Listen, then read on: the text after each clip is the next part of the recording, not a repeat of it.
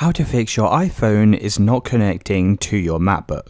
So whether you have a MacBook Pro, a MacBook Air, or just a general Mac, I'm going to show you how to connect your iPhone to your Mac device. So the first thing you need to do is go and grab a USB-C cable, and you can plug one end into your iPhone and the other end into your Mac computer. Now make sure this is an official Apple cable, as sometimes aftermarket cables can cause connection issues. Now if it's still not connecting, you can also try plugging the USB-C cable into a different port. So if you're currently using this USB-C port on your Mac, go and try using a different port instead. Now once everything's connected, you'll need to go and unlock your phone, and you should see this message that pops up that says trust this computer. Now if you don't see this, I'll show you how to fix this in just a second. So the next step is to come over to your Mac computer and open up the Finder at the bottom of the page. From the left hand side, you should be able to see your phone from the list. Go and click on it. And then you can click on Trust in order to enable the connection. Now, if you don't see the Trust This Computer message, then what you'll need to do is just go and unlock your phone and open up the settings. You'll then need to scroll down to General and click on this.